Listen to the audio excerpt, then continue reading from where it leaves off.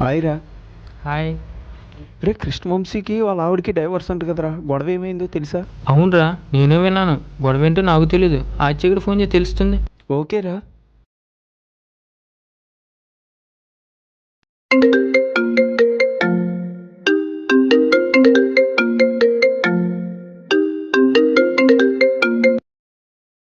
చెప్పరా యేసు. ఒరేయ్ ఆదిత్య, ఎక్కడున్నావురా? నీతో మాట్లాడే పనుంది. నేను షాప్లో ఉన్నాను రా. సరేరా అయితే, నీతో మాట్లాడాలి. షాప్ దగ్గరికి వస్తున్నాను. రారా.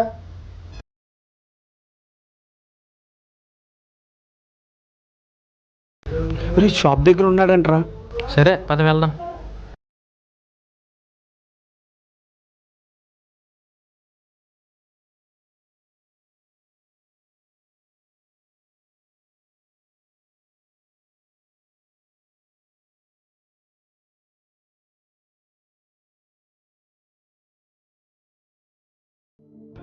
హాయ్‌రా.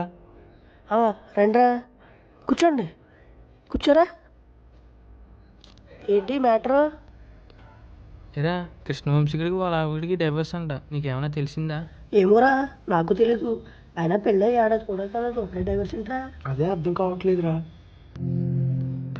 అయితే వాళ్ళ మిస్సెస్కి ఫోన్ చేసి ఎలాగైనా మాట్లాడి ఇద్దరిని కలుపుదాం రా. సరే అయితే ఫోన్ చేయరా.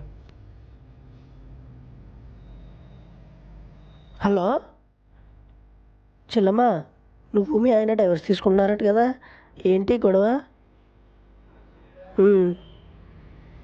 ఆ, ఆ, అలాగా, సరే. సరే, నేను వాడితో మాట్లాడతాను ఏమైందో. ఓకే. వాళ్ళిద్దరికి ఏదో గొడవ అయిందంటరా, వెళ్ళి ఒకసారి వాడితో మాట్లాడదాం. సరే అయితే వెళ్దాం.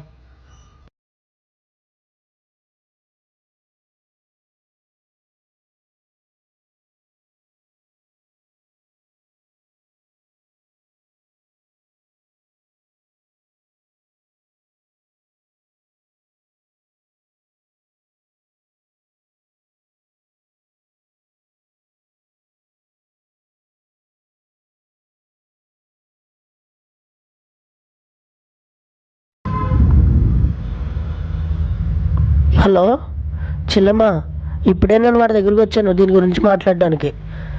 వాడు ఏం మాట్లాడతాడో నువ్వు వింది, కానీ నేను ఫోన్ కట్ చేయకుండా నా జేబులోనే ఉంచుతాను. ఓకేనా? నువ్వు ఫోన్ కట్ చేయకు.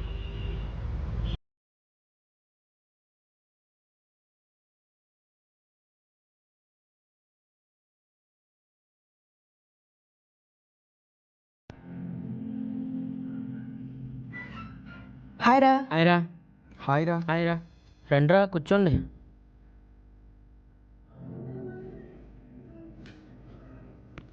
ఏంటి ముగ్గురు ఇలా వచ్చారు? ఏమైంది? ఏంట్రా వంశీ, నేను విన్నది నిజమేనా? ఏంట్రా? నువ్వు మీ ఆవిడ డైవర్స్ తీసుకున్నారంట కదా, అది నిజమేనా? అవునరా, నా తండ్రిని ఇంట్లో ఉండడానికి వీలు లేదంటుందిరా. నా తండ్రి ఇంట్లో ఉంటే తన ఇంట్లో నుంచి వెళ్ళిపోతానంటుంది. నా తండ్రిని ఒక వృద్ధాశ్రమంలో జాయిన్ చేసామంటుంది. లేకపోతే నాకు డైవర్స్ కావాలంటుంది. అందుకేరా డైవర్స్ తీసుకుంటున్నాం. ఓ సింతేనా? ఈ మాత్రం దానికి డైవర్స్ ఎందుకురా? మీ నాన్నగారిని వృద్ధాశ్రమంలో జాయిన్ చేస్తే సరిపోతుందిగా. పైకిలా ఉండరు. ఈ రోజుతో మన ఫ్రెండ్షిప్ వదిలేద్దాం. వెళ్ళిపోండి. ఇంత చిన్న విషయానికి మనం 20 సంవత్సరాలు ఫ్రెండ్షిప్ని వదిలేసుకుంటామా?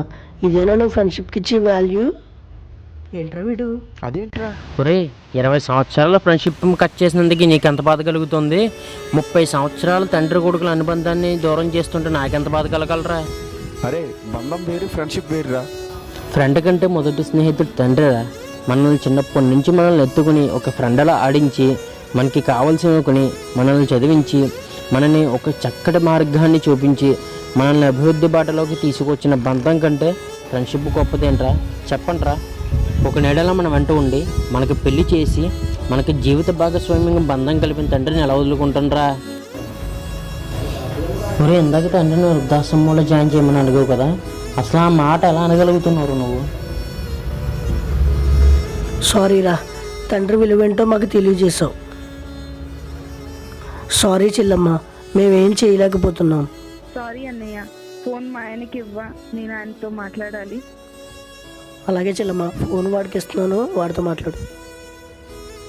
ఇదిగోరా ఎవర్రా? నీ భార్యరా. నేను దాంతో మాట్లాడరా. మా కోసం ఒకసారి మాట్లాడరా. హలో, చెప్పు. ఏమండి, నన్ను క్షమించండి. నా తప్పు నేను తెలుసుకున్నాను. తండ్రి విలువ గురించి తెలుసుకున్నాను. మామయ్య గారిని ఇక నుండి మామయ్య గారిలా కాకుండా నా తండ్రిలా చూసుకుంటాను. దయచేసి నన్ను క్షమించండి. సర్లే, ఈ మార్పు నీరు వచ్చినందుకు చాలా సంతోషంగా ఉంది. ఇక నుంచి అన్నా జాగ్రత్తగా ఉండు. ఉంటాను.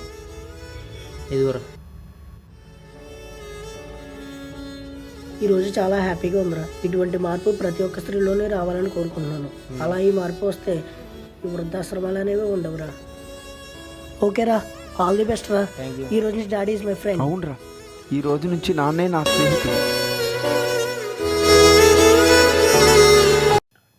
నాన్న తన కొడుకు ఏనాడు భారం అని అనుకోకుండా కొడుకు వెంటే ఉండి మంచి మార్గంలో నడవాలని సూచనలు ఇస్తూ నిత్యం కొడుకు కోసం ఆలోచిస్తూ కొడుకుని చాలా జాగ్రత్తగా పెంచి పెళ్లి చేస్తే పెళ్ళైన తర్వాత భార్య మాట విని తల్లిదండ్రులను వృద్ధాశ్రమంలో విడిచిపెట్టే ప్రతి కొడుకులో కూడా మార్పు రావాలి అనే ఉద్దేశంతో ఈ చిత్రాన్ని నిర్మాణం చేశాం. మార్పు వస్తుందనే ఆశతో ఎదురు చూస్తూ నాన్నకు ప్రేమతో మీ పెద్దింటి కృష్ణవంశీ.